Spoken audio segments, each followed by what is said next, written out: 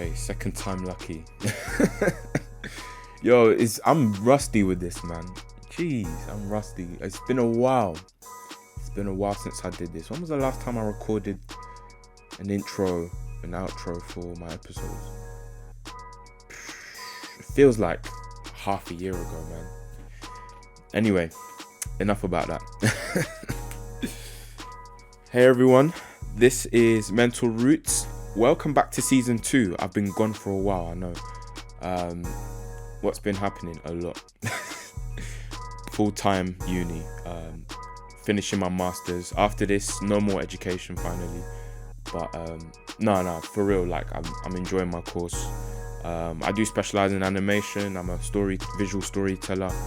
And kind of what started this podcast, Mental Roots, if you don't know already, is a short animated film I was doing, just focusing on young black men such as myself finally opening up about mental health in a transparent, wholesome, healthy way, you know. So that's kind of what this whole podcast is about. And ironically enough, it came to a point earlier this year where this podcast was starting to put a strain on my mental health, as well as many other things that I was doing in addition to my full-time studies, man. So I just had to, follow my own advice and take a break from the podcast for a bit.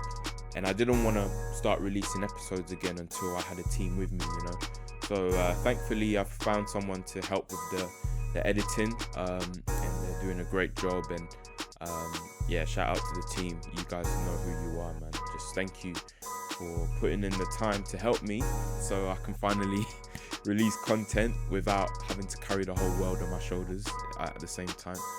So man, and just shout, and straight off the bat, man, like to any of you guys listening who are trying to start your own thing, maybe it might be a company or like a YouTube channel or whatnot, try and delegate, man. Build a team, even if you feel like even if you're a perfectionist like me and you feel like things will just be easier if you do everything yourself.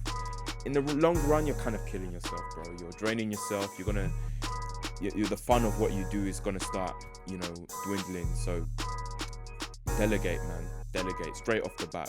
Tip number 1 to help with your mental health. But yeah, mainly for my young black brothers. This is a podcast where we chop it up, keep it real. And we're back, we're in the middle of season 2. I know season 2 took a long hiatus in the middle.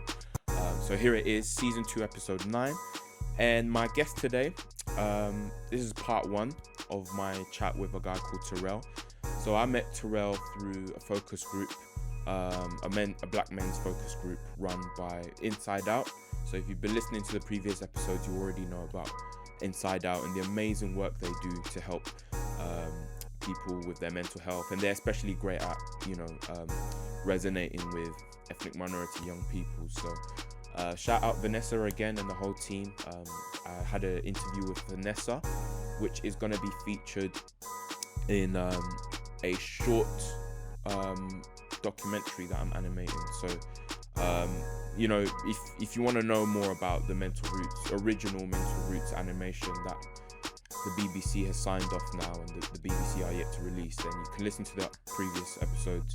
But for basically my final film for my master's degree, I do a degree in visual communication, by the way, 1-year master's. 1 month from finishing as of the time I'm recording this, so looking forward to finally getting that out of the way. But my final film is like a sequel to the original Mental Roots animation, and it's an animated documentary focusing on black female experiences. So 2 of the interviews that are in there, or in fact it's just based on 2 interviews, and they are of Taja and Vanessa, interviews that I've had earlier in this season. So go and check those out. Tons to check out if you are late to the party in terms of what I've been doing in the podcast so far.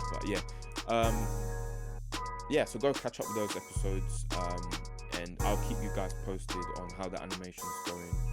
Obviously it will be a while until it comes out, because I'm still waiting for the BBC to release the original Mental Roots film, and then a few months after that then I'll release the documentary. So it's a slow burner. We're gonna take our time with this. But yeah, enough of me babbling on. Obviously, because it's been a while, there's quite a bit I wanted to tell you about, but now that the intro is out of the way, let's get straight into it, man. Part one of my chat with Terrel. Great guy, great story, Christian guy like me. And that's all I'm gonna say. Let's get into it. Mental Roots. Thank you for getting in touch and getting involved. How are you doing, man? How's the past week been? I'm great, bro. Thanks for having me. Mm. I really admire your platform, and I think it's really fundamental for our community, especially our community of Black men. So thanks for having me. Yeah. My week has just been busy. Work, work, work, work, work. Oh, I need bro. to start I getting a know about balance that. again. What's your job How's out your of week been? interest? So I work at a law firm at the moment. I'm becoming a Okay. solicitor, Oh, wow. Okay. so it's very demanding. Oh, I can imagine. Yeah, I don't know if you knew this already, but I'm a full-time master student. So at the University of Derby. I currently live in Derby with my Oh family. wow, Yeah, yeah. We how is moved. it there? It's nice, you know. Like we moved here about 3 years ago. And yeah, we used to live in Essex, hence the accent. So yeah, and then even when I was little, I grew up in South London anyway. So been moving further and further from London Well, over that's over good the to get years. a real insight. That's Yeah, good yeah, yeah. It's of different expanded parts my of the UK. horizons. Yeah, it's expanded my horizons because I think when you live in areas like London, there's a certain mentality that comes with it. You know, where um, it's almost like every man for himself kind of thing. But here in Derby, people are more friendly, and there's a nice balance between city life and rural areas as well. So there's Yeah, nice parks around, and um, yeah, it's just nice. It's very nice, and the university as well is quite diverse as well. I thought, the East Midlands. I wasn't sure how much diversity would be up here, but the university has a lot of cultures, a lot of international students from Africa and Asia as well. So yeah, I'm definitely enjoying it, man. Yeah, and mentally, that's had its own benefits on me as well. So yeah. that's really good. One Uh, of my close friends actually lives in Derby as well. oh really? Okay, cool. Yeah. So I've been there before. Oh, nice. Yeah. It's a nice area. So yeah, let's get into who you are. So just to set some context for the listeners, I met you in the last focus group with the organization Inside Out. And for those Yes. listening, you would have heard me talk about Inside Out before. Shout out Vanessa and the incredible team who are, putting in the work to really empower um, ethnic minorities, especially in terms of having the tools and the knowledge to dig deeper into their own mental health experiences. They've definitely helped me with all their social media content and the focus groups, which we're going to have a focus group after this interview as well. Yeah. So yeah, that's going to be fun. So yeah, Terrell, let's get into your story, man. So maybe you want to talk about how you came into contact with Inside Out as well, and the work that they're doing, and kind of use that maybe to get into who you are and what your mental health journey has been like, over the years as you were growing up. So take it away, bro. Thank you, bro. So I got in contact with Inside Out UK through Vanessa directly. Mm, Um, and I would just say they are an amazing organization. They are really focused on developing mental health awareness in our community and eradicating stigmas. And I'm really all for them. You know, if it wasn't for their help, I wouldn't be an adult mental health first aider right now. Um, so I had previously worked at an event a few years ago, which mm, was sort of like aiding students to prepare mentally for university. So it was for A-level students and students who had just finished A-levels and who were looking to start September uni in the new academic year. mm, And this was at Google with another mental health organization that I've volunteered and worked with before. So that was really good. And Vanessa was at that event too. mm, So yeah, that's been really good. And aside from that, so I tend to sometimes um, sort of speak at mental health events, just sort of raising awareness, especially from the perspective of Black men. Mm, And I also do this at work as well, because I think it's really important that we just start to analyze this conversation and make a platform for it. And that's sort of mm, where my passion for it came from, because I just started to see that a lot of the brothers around me that I knew of were sort of struggling mentally and no one would know. mm, And a lot of them didn't feel like they had a platform or any resource to, unburden themselves and really address situations in their life. And of course, stuff like therapy is really taboo still, mm, in many of their experiences. And it was really unfamiliar for them to speak to even male friends. mm, So this is something that I wanted to sort of address and put on a pedestal that you can do this and it's natural. It's you don't have to turn to a female partner, which will end up burdening them, mm. and you don't We have can get to. into that later, by the way. Yeah. Yeah, we can, and we don't have to boil it all up and allow it to consume us. Let's really unpack what's happening and be open and honest with the man them around you. And if you can't, then maybe you need to assess your relationships with them. So that's sort of how it all came around for me personally. It's quite ironic that it was a lot of it was external. In terms Right. of my own mental health journey, I feel that I just put a lot of pressure on myself in general since I was a young child. I've always been like that I need to achieve this, I need to um, be the best at this, whatever I'm Same. trying to aspire to do. And that can have really negative effects, and it makes me really stressed sometimes. And I find myself biting off more than I can chew on some occasions. And for Yeah. that reason, I had to really look into myself and accept that it's okay for me to rest some days. Mm, It's okay for me to be social and not feel guilty, not mm, feel that, oh, have I justified going out this weekend because did I do enough in the week? Those kind of ridiculous conversations are what I'll have with myself, not realizing that this is a marathon and not a sprint. And to get to, our desired goals, it takes time, it takes patience, it takes nurturing, and I need to be at my best. And if I'm not looking after myself, then I won't achieve. So yeah. that's what I've accepted for myself, and that's what I'm trying to pass on to other fellow Black brothers. Sorry, Bro. that was very long-winded. Yeah. Hey, I was loving everything you were saying, man. And I like how you just got straight to the point. That's gonna help the running length of this conversation, man. Because especially, what stuck out to me of what you just said is not feeling guilty about having a rest, and you don't always have to have some big justification for it. It's just part of being human, and story of my life, man. Like a lot of the people I've interviewed in this podcast so far have had similar upbringings to me. Many of us coming from African backgrounds, where of course, we're taught, you know, to just work hard. We have to work twice as hard as our white counterparts for various reasons. You know, and it's just like, again, the mental toll that takes, and we're so used to the hustle that we don't even know when it's taking a toll on our mental health.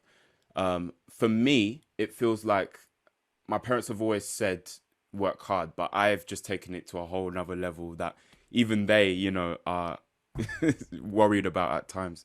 So, Exactly. yeah, like even just this past week, I've taken time off uni. Because of COVID, we had a later deadline for our previous semester.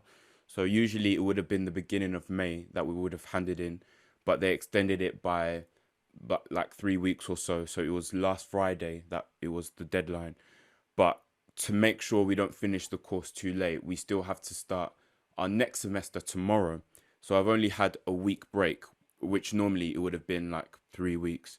So part of me realized it's very important, especially after how hectic last week was, that this week I take time to relax. And Definitely. to be fair, like apart from doing a few campus tour shifts at my uni, I've pretty much just relaxed. The challenge though was this podcast, ironically enough, still managing it, building the YouTube channel, but still having the balance of not losing lots of sleep. That I needed to make sure I at least had more sleep than usual this week. And like after a shift this week, I went to meet with some friends, um, like that I know from church. and it was a nice sunny week as well, so it made going out a lot more pleasant.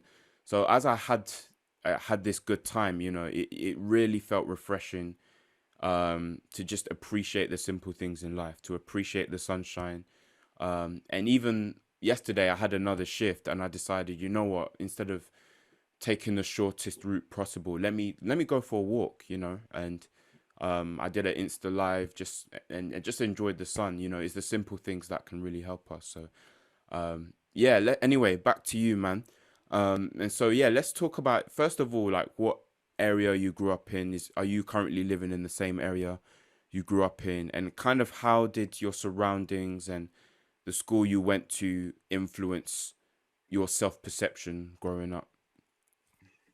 Really good So that's a question. really deep question, but yeah, let's. There's a really good question actually. Yeah. Um, and actually, before I answer that, I just wanted Okay. to touch on where you mentioned parents and that view of you need to work hard, you need to be, ahead of your white counterparts, you need to work harder than them, etc. I think it's so um, difficult to process that because we really need to understand where that's coming from and contextualize Yeah. it. Yeah. Because oftentimes, the cultural aspect of where they're coming from really instilled to them that life is tough, obviously. Coming from Africa and the Caribbean, things are more difficult there, for a magnitude of different reasons.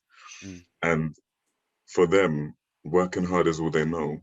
So they mm, passed it on to us, and at what cost? And that's what they've started to realize because even their own mental health is impacted negatively.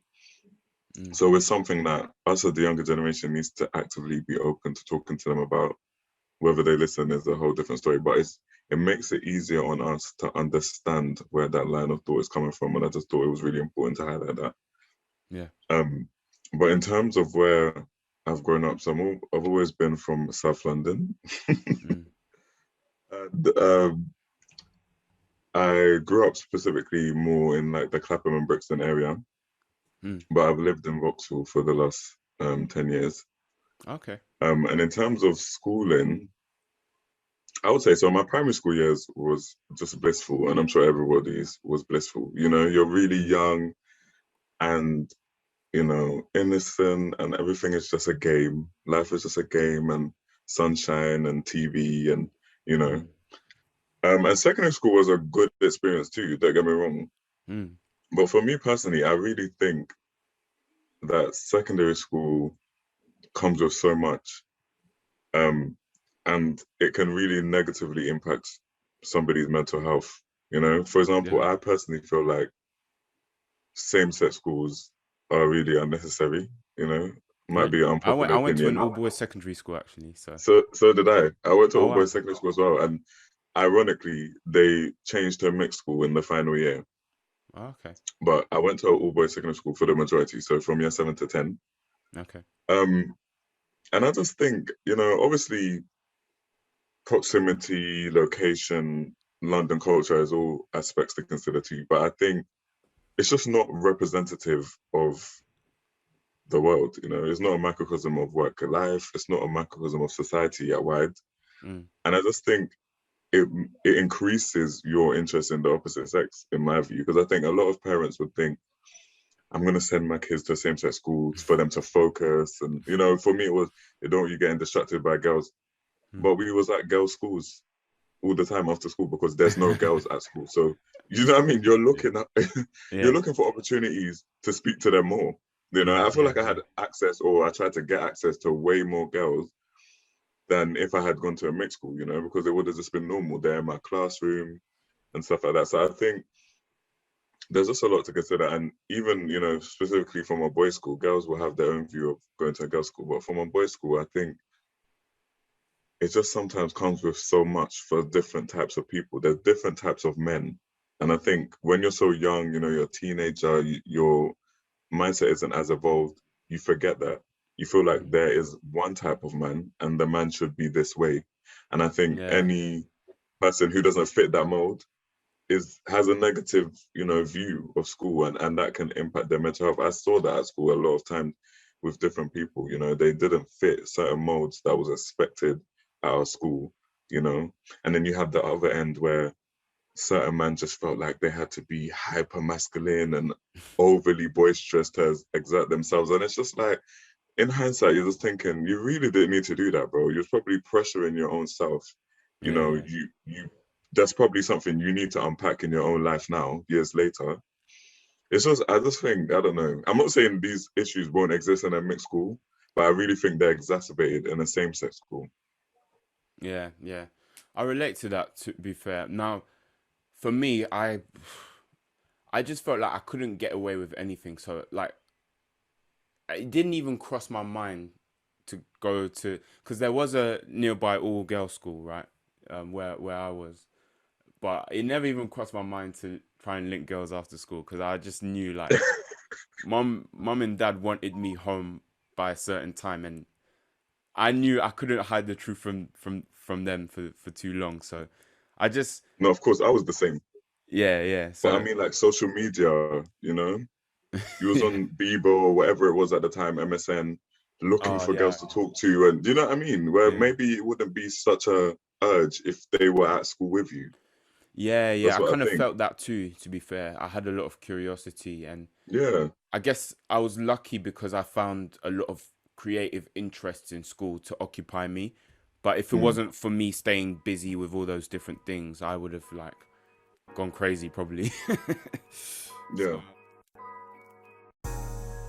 hey everyone, I hope you're enjoying the episode so far. Before we continue, I just want to share with you something very briefly, something that's really been helping me with my concentration and productivity with all the work I've been doing, finishing uni, finishing the first two Mental Roots short films, which I can't wait to share with you. All of that stuff, in addition to the podcast, needs some high level concentration and motivation, especially during a pandemic. So if you're a busy guy like me, you've got loads of things going on and you want something that can boost your productivity, I highly recommend some natural caffeine energy shots that I've been using, which you can mix with tea or water or whatever you want. It's got a nice rich raspberry flavor packed with vitamins and really good natural caffeine, which doesn't give you the crash and high calories like a lot of high caffeine drinks that are commercially sold. So if you want to order those shots for yourself and see how they can help you, then check out the link in the written description for this episode on whatever platform you're watching or listening on. And if you want to let me know personally how they help you when you do order them and try them for yourself, then message me at my personal Instagram page, which is at Nath_a day. So if you're watching on YouTube, it is right here on the screen. You can see it for yourself. But if you're just listening on a podcast platform, it is at NATH_ADDAI.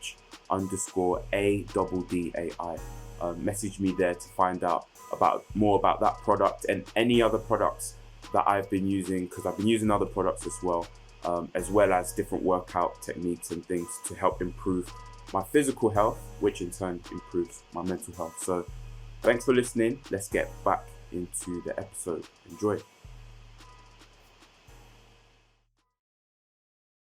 Yeah, man. So what I especially wanted to get into was growing up, self-perception, right? So growing in school, obviously you were grappling kind of with relationships, your testosterone levels, your curiosity into romance. How did that influence kind of, now that you looking back in hindsight, how did that affect your mental health in a sense and your self-perception? And were there other aspects of your childhood, particularly to do with your race and your ethnicity, that posed certain challenges, mental challenges, I guess, when you were growing up? Definitely. I think in terms of, looking into romance, going through puberty and, testosterone levels, etc.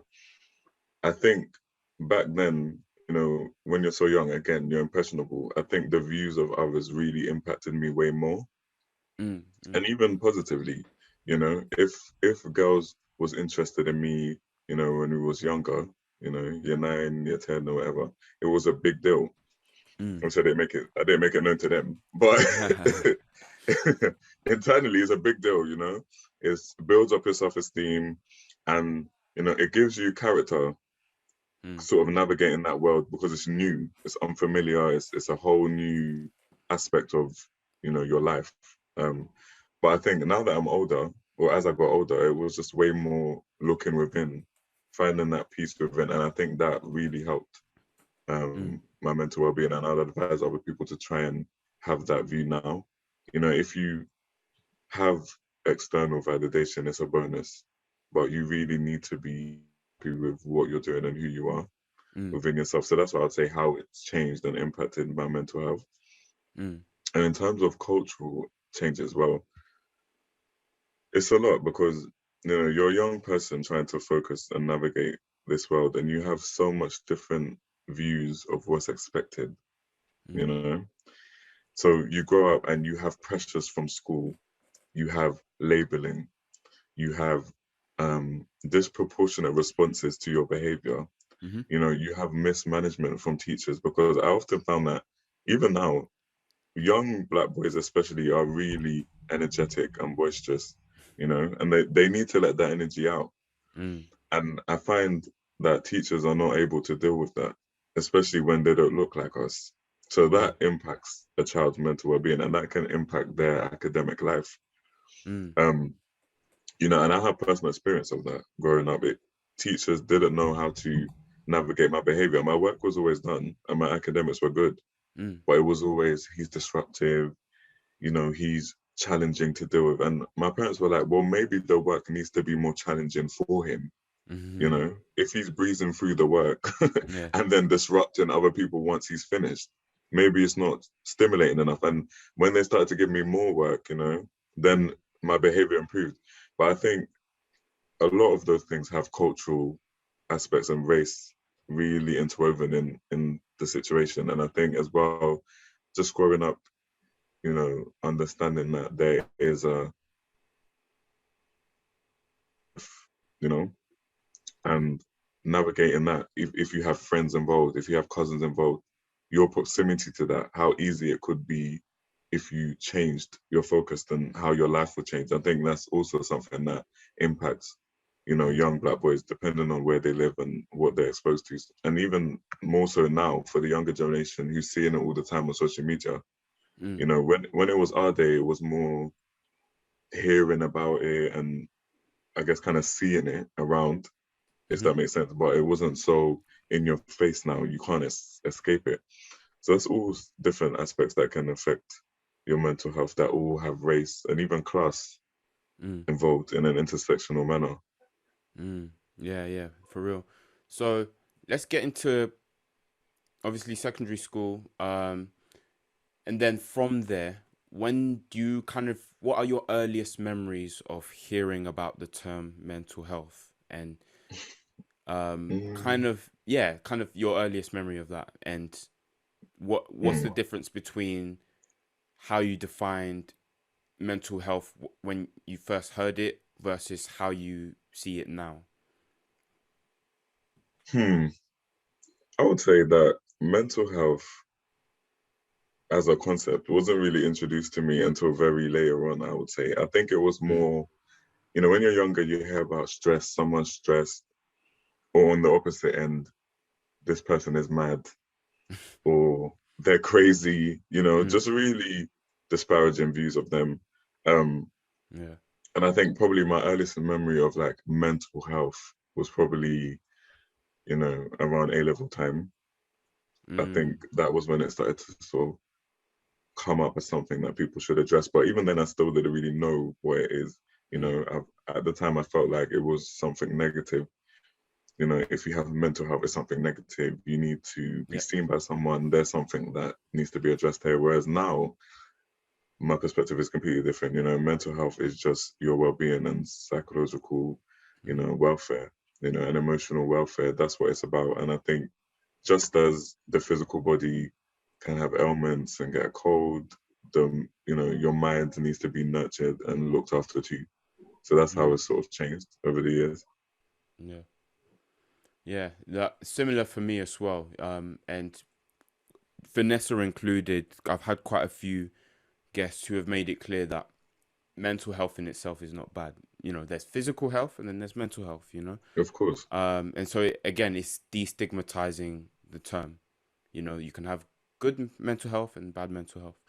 So yeah, kind of take us into more details on um, was there ever a point where you felt like you had to pay attention to your mental health? Like you were able, like there were underlying issues that you were able to cope with, but you reached a certain, did you reach any point in your life where something triggered that, oh wow, like there's a deeper issue within me and Mm.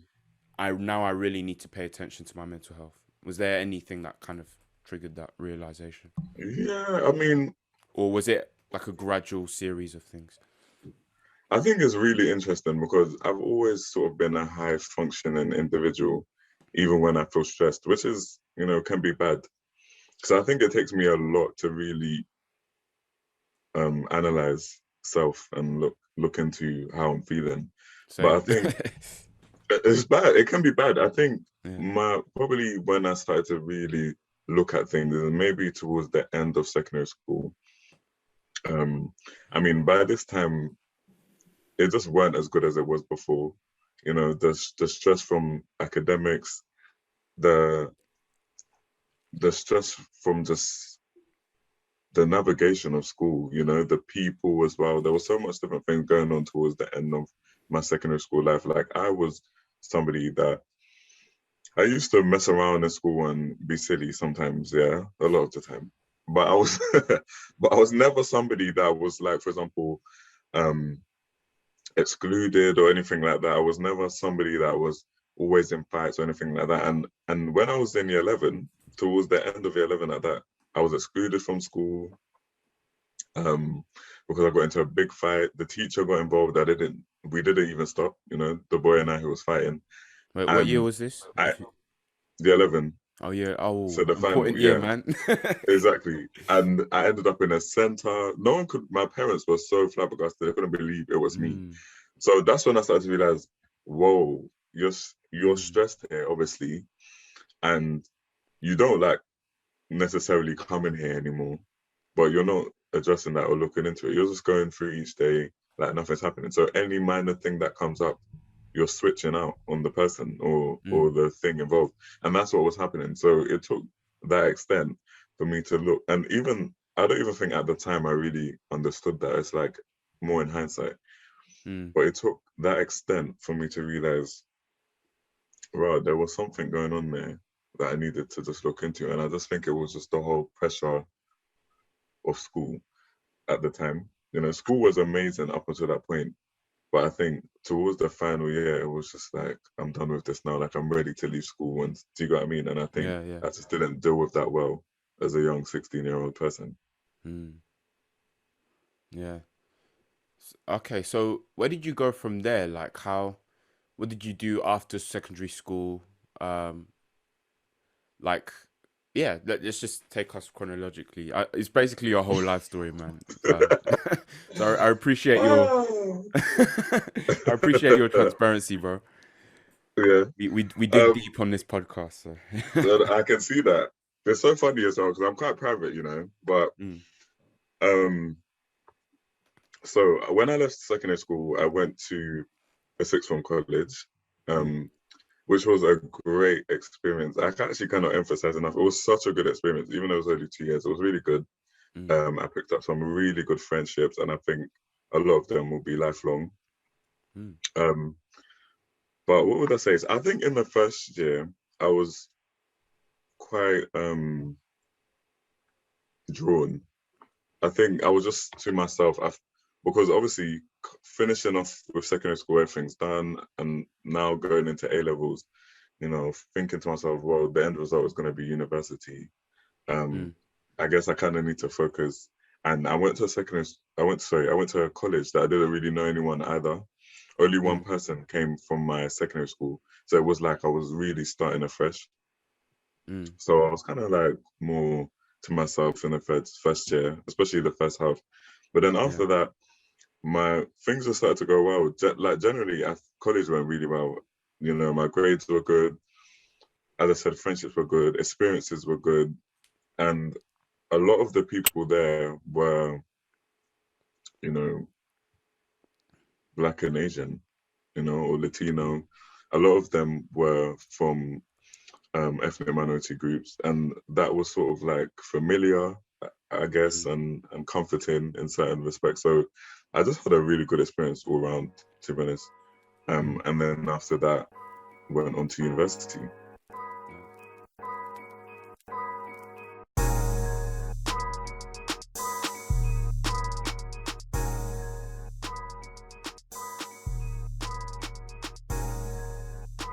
Well, that is the end of part 1 of my chat with Terrel. This is my second take doing this outro because the thing with these microphones, man, if you put the amplitude too high, then you just, it will sound like a walkie-talkie when you play it back because of the clipping. Anyway, man, thanks for checking out that first half. And we do delve a little bit more into Terrel's academic progression in the next episode, which is coming out next week. So make sure you're notified about that. So if you're watching on YouTube, of course, stay subscribed, like, comment, share. If you're on an Audible kind of like platform, maybe like Google Podcasts, Spotify, Apple Podcasts, or any other podcast platform, obviously you can subscribe there as well, and turn your notifications on so you don't miss when new content drops. But if you want to contribute to this podcast, in terms of volunteering, maybe you're a student or someone who wants to develop skill in editing online content, or just add more to your CV in terms of social media experience. If you want to help out with our social media, then please send us an email at mentalrootspod@gmail.com. If you're watching on YouTube, that should be displayed on the screen right now. And also on social media, you can contact us that way as well. You can contact us at Mental Roots Podcast. I think that's our Instagram tag. It will show at the bottom here anyway. And we're, as of the time I'm recording this, we don't currently yet have someone helping out with social media, but most likely we already have someone doing it by the time this episode is out. So as of the time you guys are hearing, we've probably already got someone for social media. But if you want to just be another helping hand with new platforms like Clubhouse or anything else, then we'd love help with that. Or even more importantly, we'd love to find someone with a blog as well to help our Mental Roots blog, where you will be able to hear the episode but also be able to read a transcript of the episodes as well. If you want to, if you prefer taking information that way, or for accessibility reasons, it's much easier for you to read than to hear the podcast. So we're just trying to improve how accessible this content is. So that's what we're doing. We're expanding. It's a team. It's not just me anymore. And I'm taking it in my stride, man. But it's good to be back. And so follow us, social media, if you don't already. And if you're, wherever you're watching or listening, comment below like how you relate to Terrel's experience. Was it similar for you if you're a black person growing up? Even if you weren't black, well, you might be a different ethnicity, or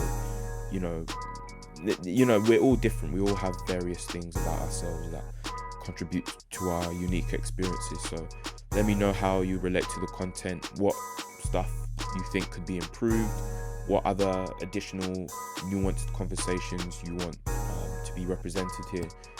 This is for the people. So enough talking. As always, have a nice week. See you next week.